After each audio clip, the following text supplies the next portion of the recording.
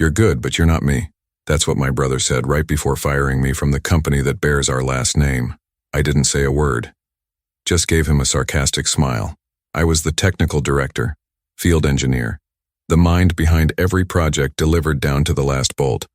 My name's Luke Harris, 42, civil engineer. And I got fired from Harris & Sons Construction, the same company my father built with his own two hands nearly 4 decades ago. I grew up on those job sites. My dad taught me how to read blueprints before I even knew basic algebra. While my brother was off studying business and dreaming of corner offices, I was knee-deep in rebar and concrete, learning how to build things that last. Maybe that's why the moment he took over as CEO, he saw me as a threat. Richard always had this unhealthy obsession with proving he was the alpha, the oldest, the natural heir. At 51, he stepped in when our father finally gave in to time. The same guy who'd never stepped onto a job site wearing boots was suddenly running the whole operation. And within 2 months, he decided it was time to restructure. Corporate speak for, cut me out. The meeting was cold, formal. 2 lawyers flanked him. A non-disclosure agreement tucked into a sealed envelope. He said the company needed strategic alignment. And then came the line, "You're good, but you're not me." I just signed, handed over my badge, and walked out, wearing a smile he couldn't quite read. I was fired on a Tuesday. Cold, dry, quiet. Even the elevator seemed ashamed to take me up to the executive floor. The email that morning was short. Meeting with Richard, 11 a.m. Confe Room 4B. No subject, no explanation. But I knew. Richard never was good at hiding his contempt, even when he tried to play nice. The room was too perfect. Carpet freshly cleaned, folders lined up with military precision. It felt staged, rehearsed. Richard wore that expensive navy blue suit, the one he reserved for investor meetings. Next to him sat a woman I didn't recognize, probably outside counsel, and Marcus, our in-house legal director, who barely looked me in the eye. Richard got straight to it. "Luke, after careful review with the board, we've decided to move forward with a restructuring of the company's operational leadership. We need someone more aligned with the new strategic vision." He stared at me the whole time, reading his script like a press release. No blink, no pause, no hint of emotion. As if I were just another entry in a spreadsheet. I didn't say a word. Just listened, until he dropped the line that would echo in my mind like shrapnel. "You're good, but you're not me." The attorney slid a yellow envelope across the table. Severance agreement. Includes a 6-month package, plus a standard non-compete and confidentiality clause. I didn't open it. Not then. Just signed where they told me to. Then stood up slow and steady. "Is that all?" I asked, voice calm. Not even a hint of anger. Richard folded his arms, waiting for something. A protest. A plea. Maybe even a breakdown. He got none of it. I walked back to my office and locked the door behind me. My technical books were still on the shelf. The draft layout for the North Zone expansion, the one I sketched by hand during sleepless March nights, was still on the drafting table. Now it'd be tossed like it never existed. I took only what mattered. A photo of my son, an old Parker pen that used to belong to our dad, and a small office plant my wife gave me before she passed away. When I walked out, I felt the weight of every turned face. Some pretended to be on the phone. Others just looked down. Not out of disrespect, out of fear. No one wanted to be caught showing too much sympathy. Not in Richard's new regime.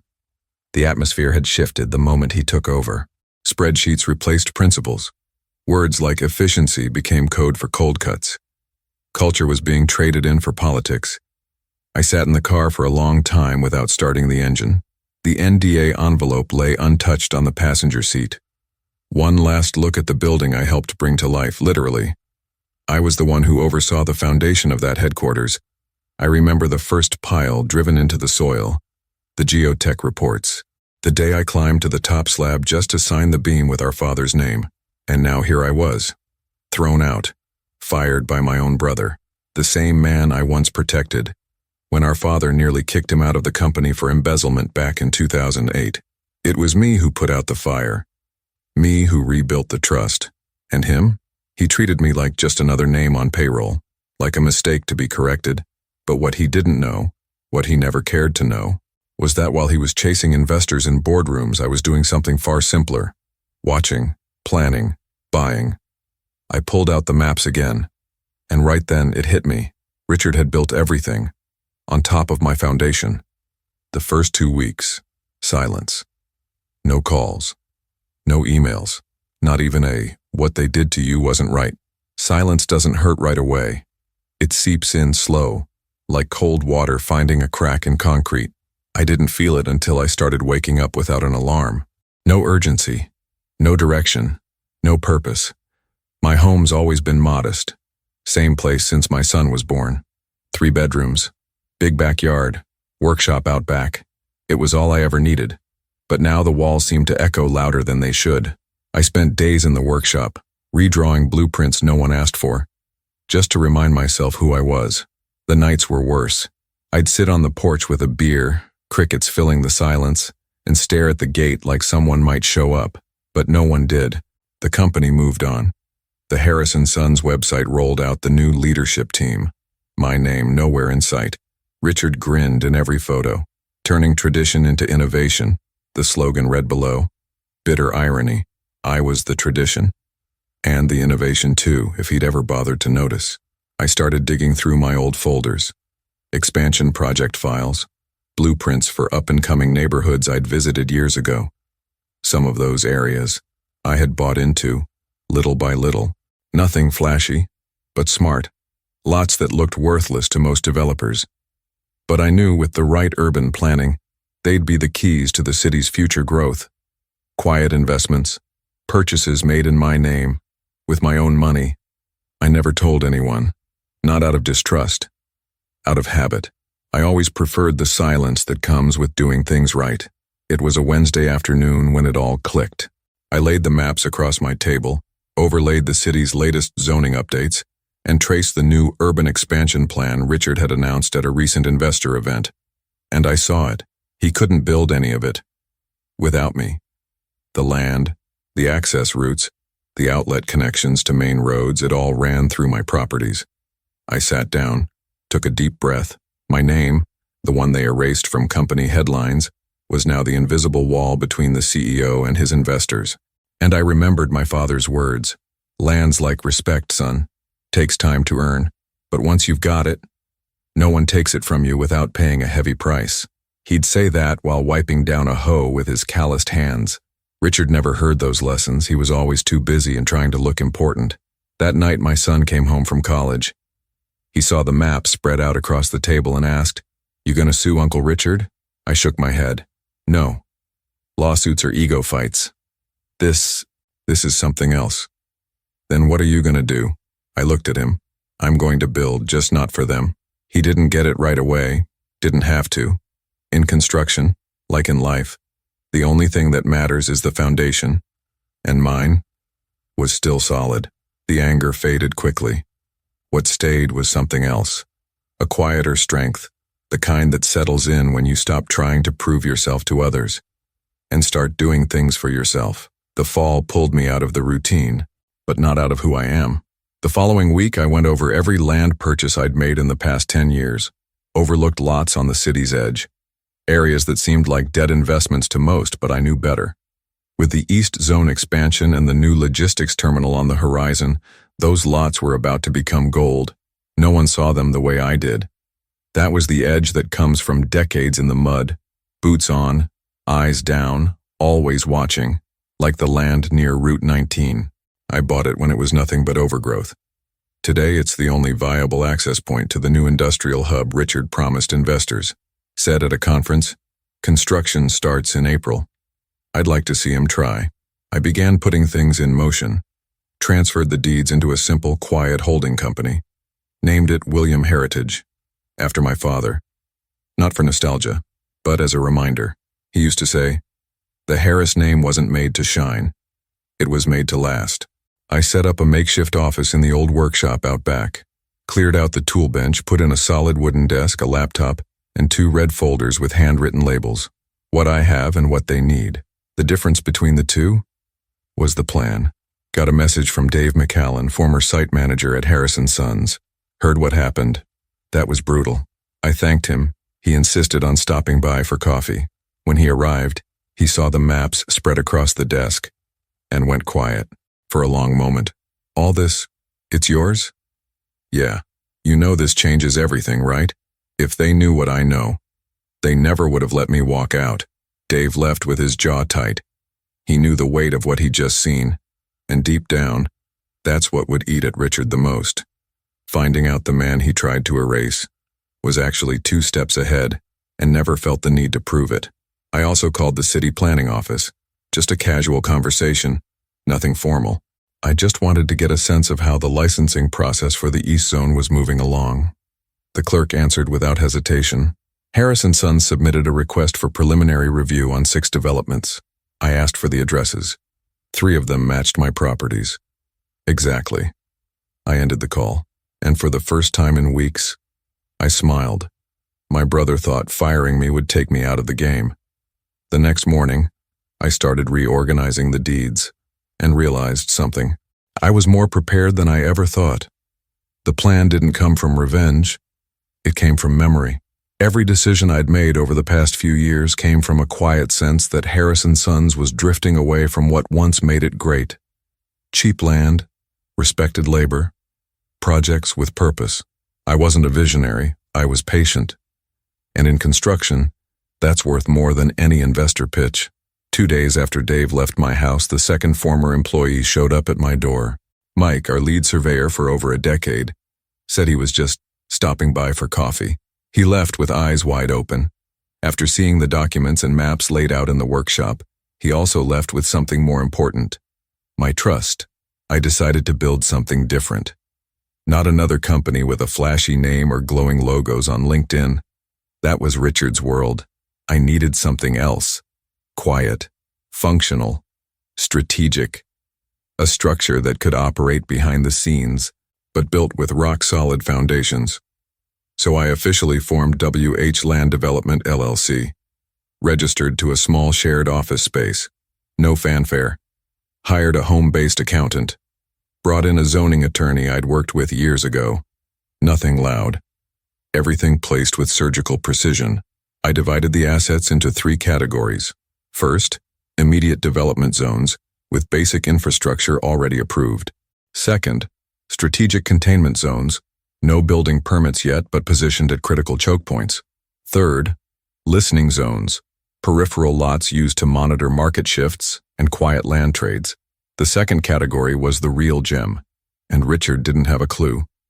Meanwhile, the whispers had started.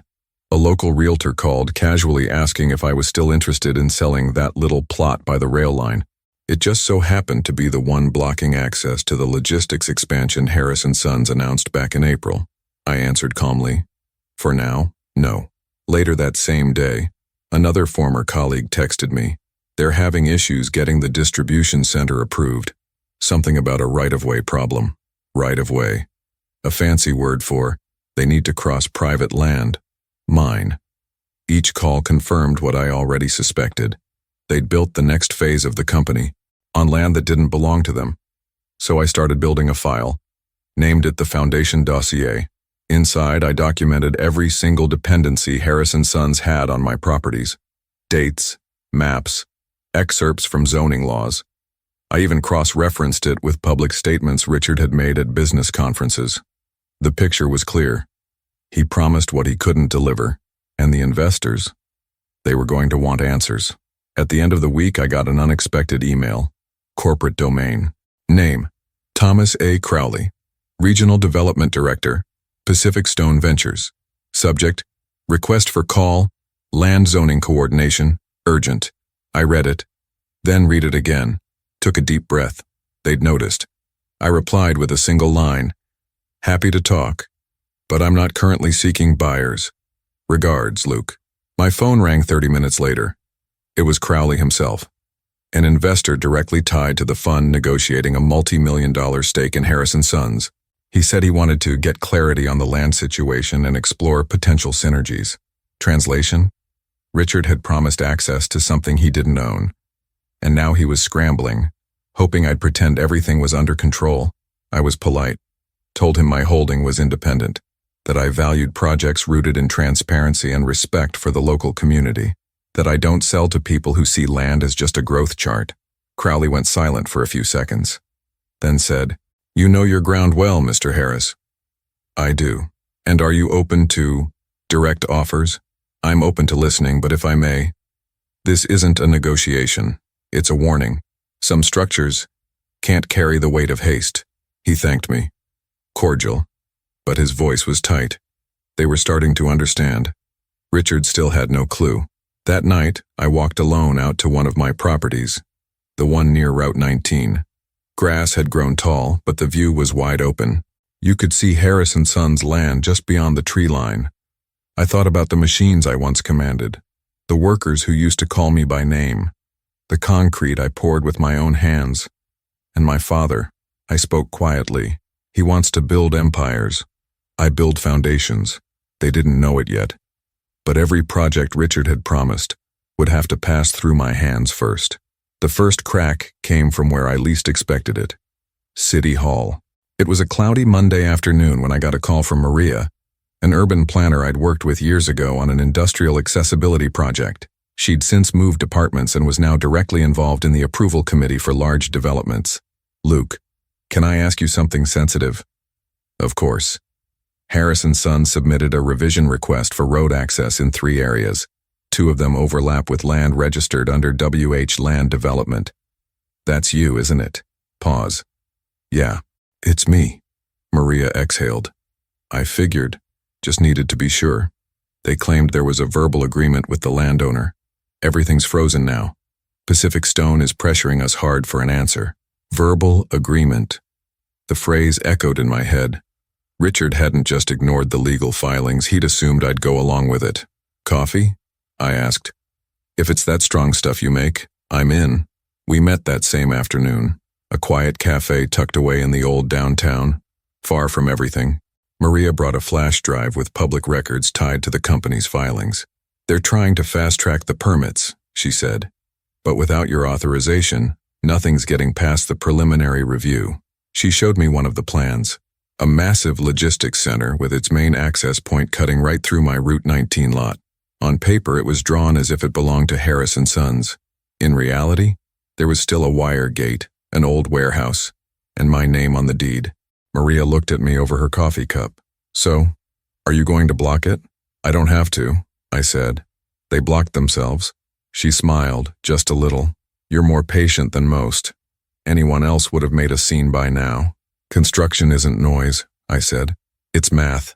In the days that followed, tension spread. I got 3 calls from unknown numbers. One was a rep from Pacific Stone. The voice on the other end tried to sound composed, but I could hear the edge creeping in. "We'd like to resolve this amicably. We can offer market value plus an expedited bonus for the lots." I thanked him, then politely declined. Calm, steady. The next morning, an unexpected message.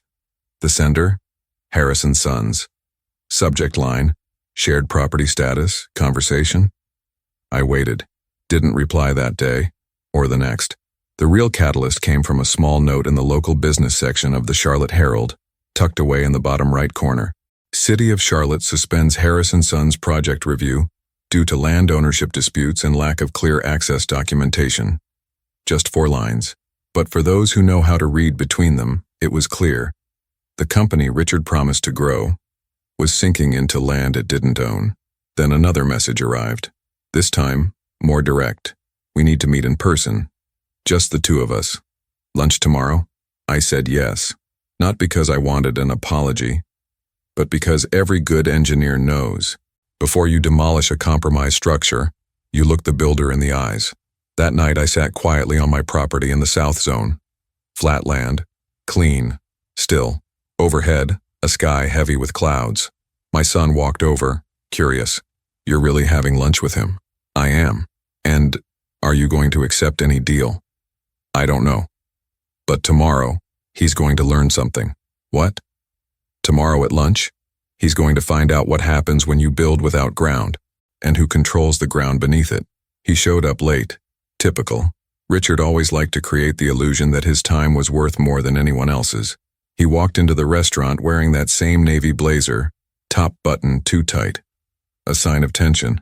His stiff shoulders gave away what the smile on his face tried to hide. "Luke," he said, extending his hand like nothing had ever happened. I shook it. No hostility. But no warmth either. We sat. He ordered wine. I asked for water. He started circling the issue. Harris & Sons is going through a sensitive phase.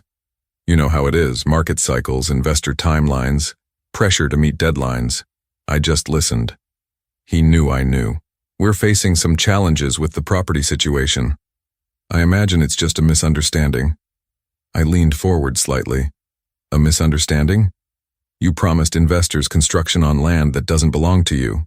He rubbed his forehead, swallowed hard. I figured we could align later. I mean, we're brothers after all. That's when it got interesting. You fired me, Richard. You cut me out of the company, told me I was good. But I wasn't you. Now that you've figured out where the concrete really is, you want to talk like we're partners.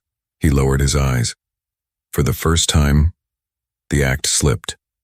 Just hear me out, Richard said. We can work something out. Bring your holding into the project. Make you a development partner again. You win. I win. Everyone wins. I smiled. But it was the quiet kind.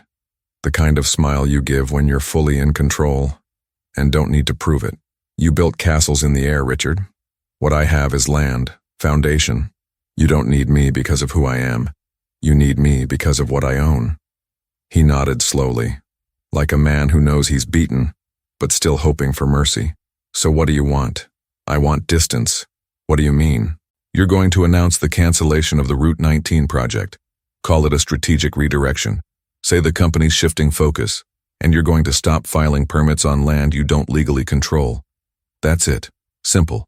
Richard leaned back in his chair, took a deep breath. He looked pale. He knew that any public scandal now would shatter investor confidence. If he didn't back off, the collapse would be immediate. What else? Nothing else. His eyes widened.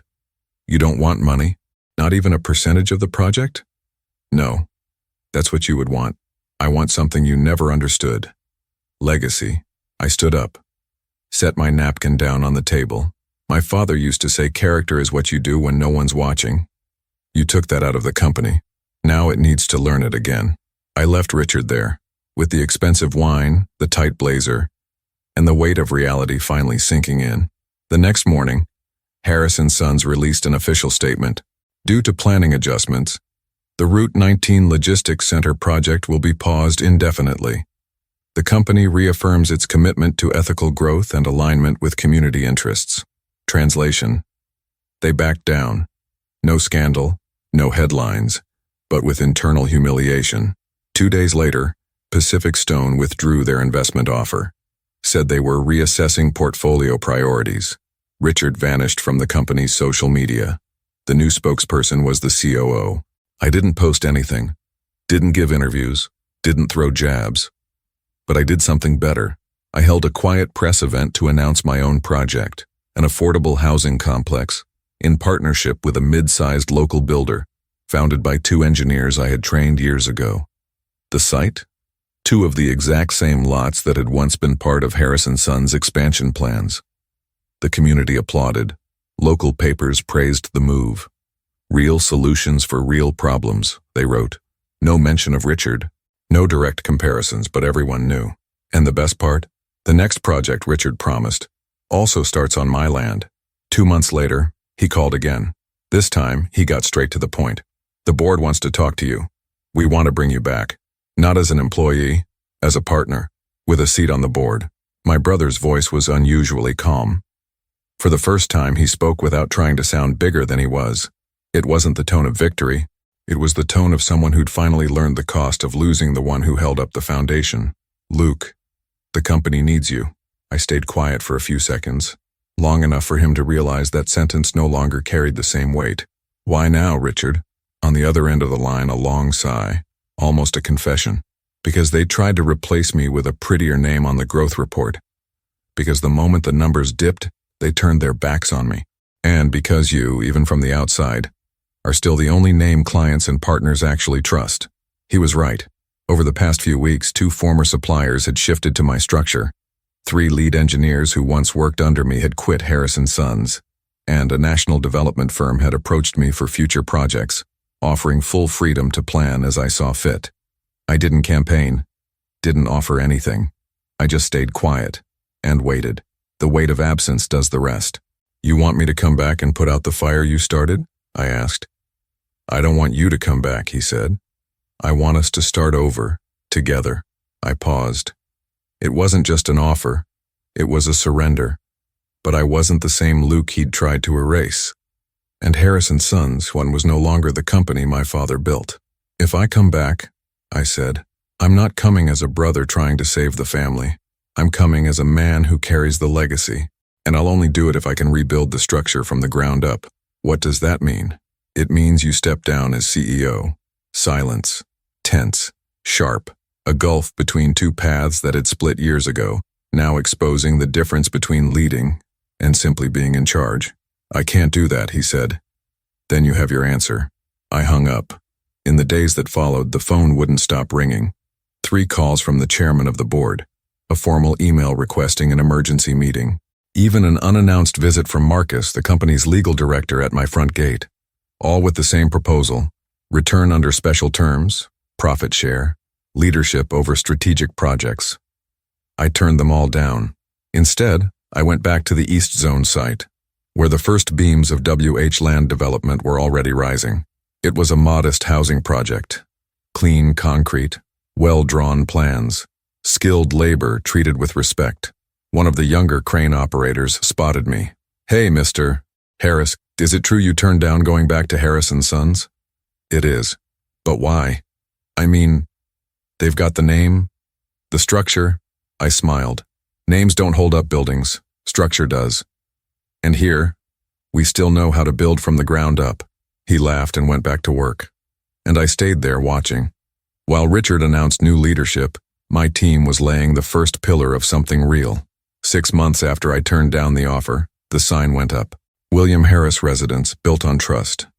A simple name. But for those who knew my father, it meant everything. He used to say a house doesn't start with walls. It starts with the posture of the one holding the tape measure. Construction was moving fast. 3 buildings were already up. 2 more in the foundation phase. I hired both new and familiar engineers. Some I had trained when they were still interns. Others that Harris & Sons had let go, when they decided technical expertise was an unnecessary expense. Everyone on that site knew why they were there. It wasn't just another job. It was a quiet statement. You can still build things right, even when everything around you worships speed and ego. One day I received a letter. Official company stationery. Leadership transition ceremony. Harris & Sons construction. At the bottom, a handwritten note. I hope you'll consider attending. Richard. I didn't go. Instead, on that same day, I walked through Block 4 with a hard hat on and clipboard in hand. One of the workers stopped me. Mr. Harris, have you thought about expanding this outside the city? Why? Because there are a lot of places that need what we're doing here. People getting evicted over poorly built developments, builders making promises and disappearing. Here, we actually deliver. I didn't say anything, but I smiled quietly. The compliment wasn't about me, it was about the idea, and the idea was bigger than any name on a sign. Later that afternoon, I sat on the porch at home. My son came back from work, dropped his bag, grabbed 2 beers from the fridge and sat beside me. Heard Uncle Richard step down as president.